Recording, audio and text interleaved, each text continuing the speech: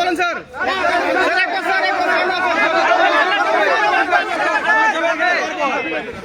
Sir sorry বলতে বলেন sir.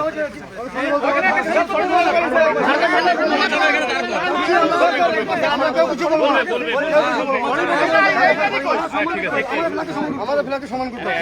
Sorry বলতে বলেন স্যার। আমরা তো জানি যে আমরা ফাঁকা হয়ে যাবে, ফাঁকা হয়ে যাবে, সেলুট করুন, সব ফাঁকা হয়ে যাবে। আমরা ছুঁয়ে আমরা চলে যাব। স্যার উনি চলে গেলে আমরা চলে যাব, আমরা কিছু করব না। উনি সেলুট করবে ইন্ডিয়ান ফ্ল্যাগকে। উনি ইন্ডিয়ান ফ্ল্যাগকে আমরা যাই দিব না। আমরা যাই দিব। ও জামাতিয়া। না না স্যার, না না না। হ্যাঁ সেলুট হোক। সরি বলে বলি ইন্ডিয়া জিন্দাবাদ বলুন। সরি বলুন স্যার। স্যার সরি বলুন চলে যাবে স্যার। সেলুট করুন সব পুরো আতঙ্কবাদী ঝান্ডার সামনে সেলুট করতে বলো না। জামাতিয়া রে। জামাত পার্টি। স্যার কথা শুনুন না। স্যার বলুন আপনি বলেন একবার বলেন। আপনি একবার বলেন। না না বলেন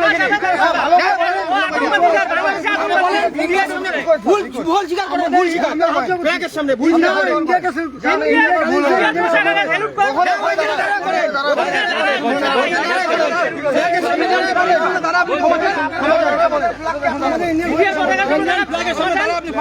টানা সপ্তমবারের মতো বেস্ট টিস্যু পেপার ব্র্যান্ড হিসেবে স্বীকৃতি পেয়েছে বসুন্ধরা টিস্যু।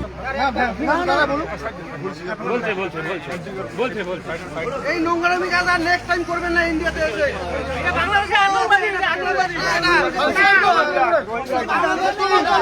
এই যে সেই লোক যে ইন্ডিয়াকে গালি দিয়েছিল, এরা এন্ট্রি রিফিউজ করে বাংলাদেশে পাঠিয়ে দেওয়া হচ্ছে।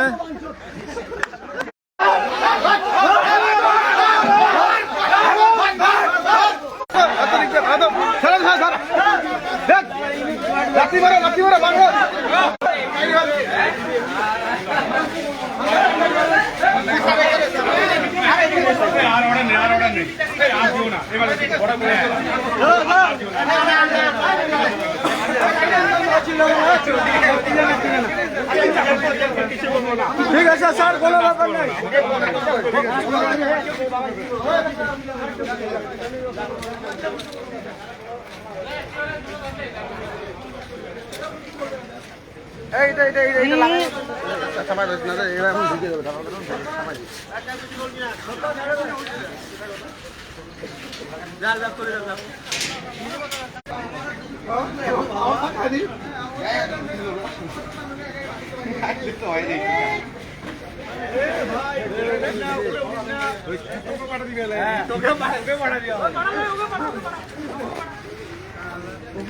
জঙ্গলে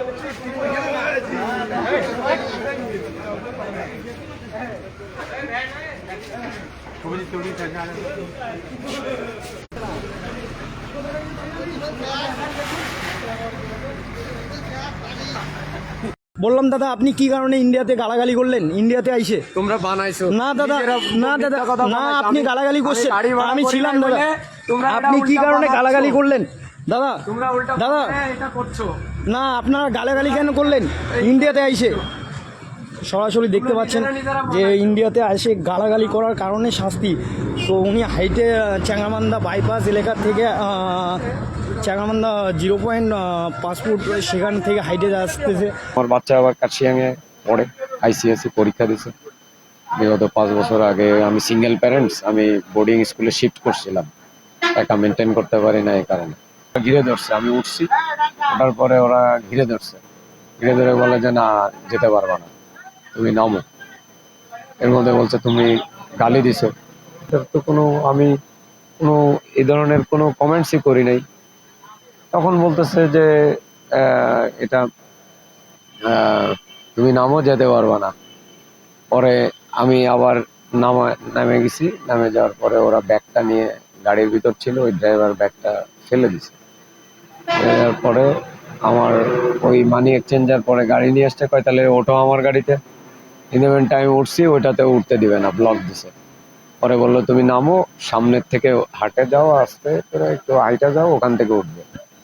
তা আমি আবার চেষ্টা করলাম, একটু হাইটা সামনে গেলাম। যাওয়ার পরে ওই চ্যাংরামান্দারে ওই মানি এক্সচেঞ্জারের সোজা ওই রাস্তাটা দিয়ে আর কি একটা রোড আছে কাঁচা পাকা।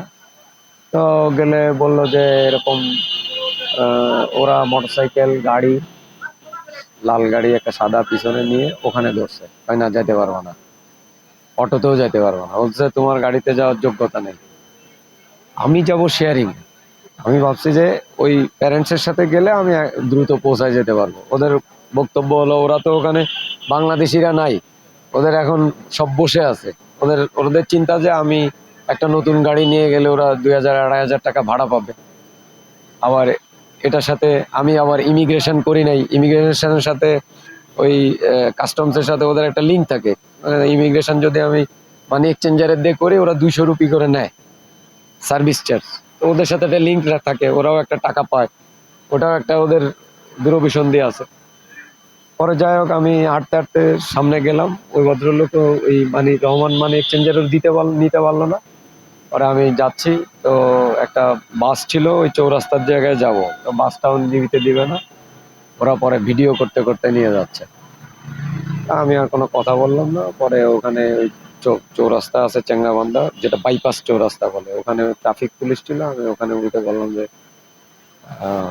দাদা এ ঘটনা হয়েছে, আপনি একটু আমাকে চ্যাংরাবান্ধার গাড়িতে একটু উঠায় দেন।